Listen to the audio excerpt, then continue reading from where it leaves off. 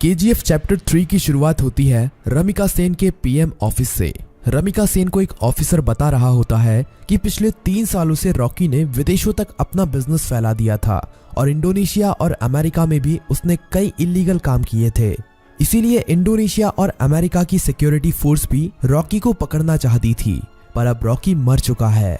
पर इंडोनेशिया और अमेरिका में रॉकी के इलीगल काम अभी भी चल रहे हैं।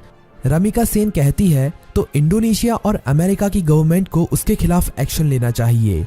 तभी वो ऑफिसर बताता है कि गवर्नमेंट ऐसा नहीं कर सकती, क्योंकि रॉकी ने 1979 से 1981 तक इन 3 सालों के अंदर ही अपने सोने के बिजनेस को काफी बड़ा कर लिया था। विदेशों में भी हजारों लाखों लोग उसके लिए काम करते हैं और खुद गवर्नमेंट के लोग भी उसके साथ मिले हुए हैं। इसीलिए गवर्नमेंट चाहकर भी उसके खिलाफ एक्शन नहीं ले सकती। फिल्म की कहानी अब फ्लैशबैक में जाती है और हमें रॉकी के जीवन के उन्हीं 3 सालों के बारे में पता चलता है, जिसमें उसने अपने साम्राज्य को विदेशों तक फैला दिया था। सभी माइनों पर कब्जा होने के बाद रॉकी ने और कई माइनों की खोज कर ली थी और सभी लोगों को उनकी खुदाई में लगा दिया था।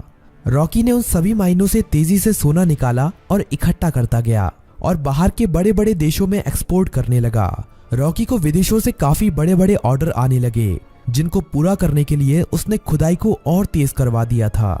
दूसरी तरफ से उसने माइन की खुदाई के लिए और सोने की खोज के लिए अमेरिका से कई टेक्नोलॉजी मशीन भी मंगाई थी, जिससे वो जल्द से जल्द इन सभी माइनों का सोना निकालकर इकट्ठा कर सके। रॉकी ने अगले 1 साल के अंदर इन माइनों से इतना सोना निकाला था जितना कि पिछले 20 सालों में भी नहीं निकाला था। दूसरी तरफ रॉकी ने अपने इलाके को एक इंडस्ट्रियल एरिया बना लिया था और माइन में काम करने वाले लोगों के लिए उसने अच्छे घर, स्कूल, कॉलेज, अस्पताल सब कुछ बना दिए थे। इसीलिए खुदाई करने वाले लोग उसे काफी पसंद करते थे और उसके लिए अपनी जान देने के लिए भी तैयार थे। धीरे धीरे करके रॉकी का साम्राज्य बड़ा ही होता जा रहा था। विदेशों में सोने का एक्सपोर्ट करते करते रॉकी की जान पहचान भी विदेशों की सरकार से भी हो गई और सरकारों के कई लोग रॉकी के साथ मिल गए। रॉकी कई बार इंडोनेशिया और अमेरिका में भी गया था। वहां पर भी उसने अपने सोने के साम्राज्य को काफी बड़ा कर लिया था।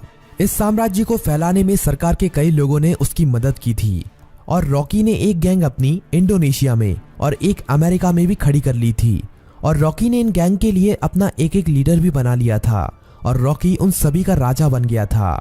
इस तरह से रॉकी ने अपने साम्राज्य को विदेशों तक फैला दिया था। अब कहानी फ्लैशबैक से बाहर आती है और हमें दिखाया जाता है कि जब रमिका सेन ने भारत में रॉकी के साम्राज्य को खत्म कर दिया था और रॉकी अपना सारा सोना लेकर समुद्र के बीच में चला गया था, वहां पर रॉकी ने इंडियन नेवी को खुद मैसेज करके उसे मारने के लिए कहा था।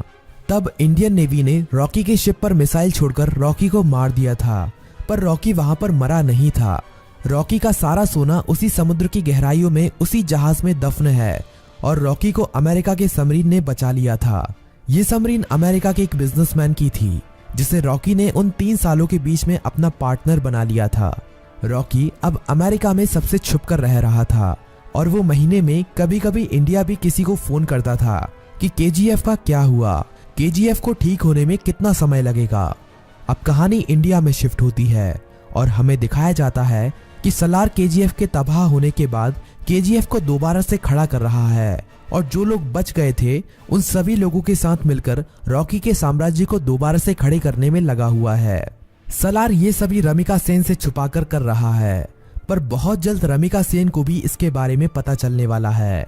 धीरे धीरे करके सलार रॉकी के साम्राज्य को दोबारा से खड़ा कर देता है और दोबारा से माइनों में खुदाई शुरू हो जाती है। अब सलार रॉकी को फोन करता है और कहता है, मालिक, हमने आपका साम्राज्य दोबारा से खड़ा कर दिया है। जिस तरह आपने कहा था, अब आपके लौटने का समय आ चुका है। रॉकी कहता है, सलार, तुम्हारे लिए मेरे पास एक काम और है। तुम्हें उस सोने को समुद्र से निकालना है जो हमने इतने सालों से वहां पर छुपा के रखा है। वो हमारी माइनों से ही निकला हुआ सोना है। इसे हमें किसी भी कीमत पर समुद्र से निकालना है। इस सोने की मदद से ही मैं दोबारा से भारत में अपने साम्राज्य को खड़ा करूंगा। सलार सोने को समुद्र से निकालने के काम में लग जाता है और इंडिया में अब एंट्री होती है रॉकी की। सलार अपने लोगों को कहता है कि मालिक कई सालों के बाद यहाँ पर पधार रहे हैं, उनके स्वागत में कोई भी कमी नहीं रहनी चाहिए। किसी को नहीं पता था कि ये मालिक कौन है रॉकी अकेला ही अमेरिका से आ रहा होता है। केजीएफ में रॉकी का स्वागत धूमधाम से किया जाता है।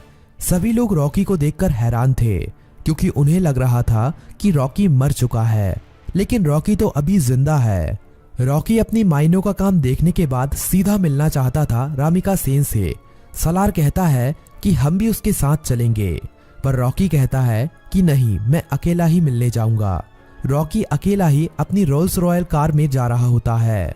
तभी नाके पर पुलिस उसे पकड़ लेती है। पुलिस वाले जानते नहीं हैं कि वो रॉकी है। वो रॉकी के पास लाइसेंस ना होने की वजह से और ओवर स्पीडिंग होने की वजह से थाने ले जाती है। वहां पर रॉकी कुछ नहीं बोलता, बस अपने आदमियों को फोन कर देता है। थाने में बड़ा ऑफिसर आता है और रॉकी से चिल्लाकर बात करने लगता है। तभी पूरा पुलिस स्टेशन हिलने लगता है और कई हेलीकॉप्टर और बंदूक लेकर रॉकी के आदमी यहाँ पहुंच जाते हैं। उन आदमियों से एक आदमी रॉकी का लाइसेंस लेकर थाने के अंदर आता है और पुलिस को लाइसेंस दिखाता है। पुलिस वाला लाइसेंस पर रॉकी का नाम पढ़कर हैरान रह जाता है और रॉकी को वहां से जाने देता है। रॉकी अब सीधा रमिका सेन से मिलने के लिए जाता है। रॉकी के पहुंचने से पहले वो पुलिस वाला रमिका सेन तक ये खबर पहुंचा देता है कि रॉकी अभी भी जिंदा है। रमिका सेन ये खबर सुनकर हैरान हो जाती है कि अभी तक रॉकी कैसे जिंदा है। रमिका सेन को ये खबर भी मिल जाती है कि रॉकी के यहाँ आने से पहले किसी ने केजीएफ को दोबारा से खड़ा कर दिया है और केजीएफ से अभी भी खुदाई करके सोना निकाला जा रहा है। अब पीएम ऑफिस में एंट्री होती है रॉकी की। सभी लोग रॉकी को देखकर हैरान थे। रॉकी सीधा मिलने जाता है रमिका सेन से। रॉकी रमिका सेन से कहता है कि मैंने कहा था ना, युद्ध हुआ तो जीतूंगा मैं, और जीत मेरी ही हुई है। रमिका सेन कहती है कि अच्छा है, तुम जिंदा हो, अब मैं तुम्हारे सामने ही तुम्हारे केजीएफ को तुमसे छीन लूंगी। रॉकी कहता है कि उसकी नौबत ही नहीं आएगी। रमिका सेन रॉकी की इस बात को समझ नहीं पाती। तभी रॉकी वहां से चला जाता है। अगले कुछ ही दिनों में रॉकी रमिका सेन की सरकार गिरा देता है और सरकार में अपनी पार्टी को जिताकर अपने आदमी को प्रधानमंत्री बना देता है। रॉकी अब दोबारा रमिका सेन को फोन करता है और कहता है कि अब क्या करोगे, अब तो तुम्हारी सरकार भी नहीं रही। रमिका सेन कहती है कि अब मेरी जिंदगी का एक ही मकसद है, तुम्हारी मौत। रमिका सेन रॉकी के सभी दुश्मनों को इकट्ठा करती है। रमिका सेन इनायत खली से भी हाथ मिला लेती है और जितने भी रॉकी के देश विदेश में दुश्मन थे सभी को इकट्ठा करके रॉकी को मारने का प्लान बनाती है। रॉकी को मार पाना आसान नहीं था। रॉकी जितना अकेला खतरनाक था उससे ज्यादा खतरनाक उसके गैंग के लोग थे। रमिका सेन को इंडोनेशिया और अमेरिका की गवर्नमेंट से भी सपोर्ट मिलता है, लेकिन रॉकी जानता था कि रमिका सेन उसके केजीएफ को तबाह करने में अपना पूरा जी जान लगा देगी। रमिका सेन जानती थी कि रॉकी को उसके केजीएफ में घुसकर मार पाना अब काफी ज्यादा मुश्किल हो गया है, क्योंकि अब रॉकी ने अपने केजीएफ में मिसाइलों को रोकने के लिए अपने केजीएफ के चारों तरफ रडार सिस्टम और काउंटर मिसाइल रख दी हैं। अब अगर कोई भी उसके केजीएफ के अंदर घुसने की कोशिश करेगा तो वो मारा जाएगा। रमिका सेन जानती थी कि रॉकी को मारने के लिए उसको केजीएफ से बाहर निकालना पड़ेगा और अकेले रॉकी के मरते ही उसका सारा साम्राज्य खत्म हो जाएगा। इंडिया में अपनी गवर्नमेंट खड़ी करने के बाद इंडिया की गवर्नमेंट रॉकी के लिए एक काफी बड़ी पार्टी रखती है। इस पार्टी में विदेशों के बड़े बड़े बिजनेसमैन, बड़ी बड़ी गवर्नमेंट के लीडर आते हैं। रॉकी की सिक्योरिटी के लिए इस पार्टी में काफी ज्यादा सिक्योरिटी लगी हुई थी। रॉकी पार्टी में पहुंच जाता है। थोड़ा नाच गाना होने के बाद पार्टी में एंट्री होती है रमिका सेन की। रॉकी से थोड़ी बातचीत करने के बाद रमिका सेन कहती है कि अब समय आ गया है कि तुम्हारे साम्राज्य को यहीं पर खत्म कर दिया जाए। पर तभी रॉकी के चारों तरफ हजारों लोग उसके ऊपर बंदूक तानकर खड़े हो जाते हैं। रॉकी की खुद की गवर्नमेंट उसे धोखा दे देती है और विदेशों से आए हुए बिजनेसमैन भी उसकी मौत का तमाशा देखने के लिए वहां पर आए हुए थे।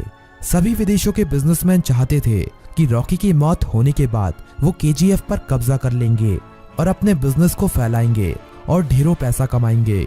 ये सब देखकर रॉकी खुद हैरान रह जाता है, पर रॉकी जानता था कि एक दिन उसकी मौत जरूर होगी, इसीलिए वो अपने आखिरी पल में भी निडर रहता है। रमिका सेन कहती है कि देखा, आखिर तुम्हारे लोगों ने ही तुम्हें धोखा दे दिया। इतना कहते ही सभी लोग रॉकी को गोलियों से भून देते हैं और रॉकी की मौत वहीं पर हो जाती है और फिल्म यहीं पर खत्म हो जाती है।